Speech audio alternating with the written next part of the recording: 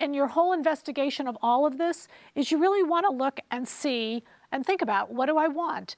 If my fur is more dense and smaller, I want smaller hooks so that I can leave the coat open without it showing at all. As you can see, you can't even see mine. I can feel them, they're right here, but I certainly can't see them once the coat's worn open. So I want to talk about pockets for a little bit, because I think for many of us, when we wear a coat, we want a pocket. We love throwing things in our pocket, even though it's been said a well-dressed woman never puts her hands in her pockets. Well, maybe that's a little outdated. But anyway, we love pockets. So let's just, I have a pocket sample here, and I want to look at how we create it and how it's done. So first off, again, this is the sable. Remember, it had the pelt lines.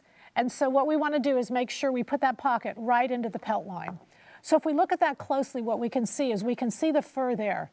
We don't actually want the pocket out of fur, because when the pocket is out of fur, it's just too thick. And you don't want to put your hand in a furry ball. And so what they come in is they substitute the fur with a really soft velvet. Very tactily soft, but yet not as bulky and thick as that fur. So then the pieces are cut, and we've got them laid out here for you. You're going to cut 2 pocket pieces. The shape of these pockets does not matter. You just want them to be, you know, as I would like mine a little deeper, because I love long, deep pockets, and I put everything in them. All right, so they're going to be 8 inches, and then just curve them around. And I'm going to cut, you want 2 of them. But if you notice, one is narrower than the other, and that's because there's a little fur strip that goes right there. And if you can see, when you peek into that pocket, that's exactly what you're seeing right there, is that fur strip. You don't want to see the velvet right away. So this is done just like a welt, but there's a little bit of twist onto it, and I want to make sure you understand that. What I'm going to do is I'm going to chalk. That's the easiest way, is to chalk that fabric.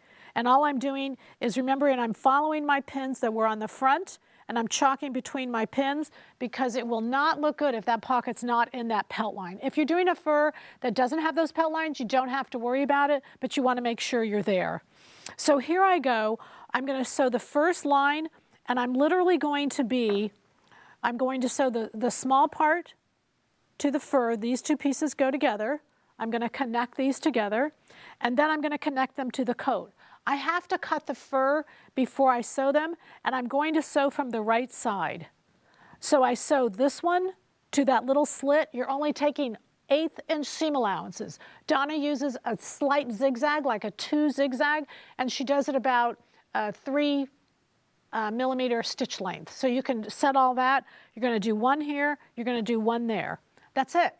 You're going to push them to the inside. And then there's just a very slight amount that you're going to connect them with that comes to the top. Now what I did is I wanted to show you this in different colors other than furs, just so you can kind of keep an idea. So here's the blue is the fur. There, you've got a little bit of an error factor because it's a fur, but it makes a beautiful pocket. Then I did the bigger piece in a different color fabric and the smaller piece in a different color fabric. So the smaller piece fur, the bigger piece, and then your fur. And you can see that little bigger piece will stick through the smaller pieces inside and will never show. So I can tell you, just with a couple little bits of practice, you'll be outstanding, and that's the goal. So here what we want to do is get a fur coat. Why not? We can all afford them. They look amazing. I think the shorter coats, again, go for every day. If you decide to make it a little longer, I think it still works every day. The goal is just to have fun with them and really recognize that if she can do it, so can you. That's what she said. No longer a stepchild to the fashion industry. Faux furs are everywhere.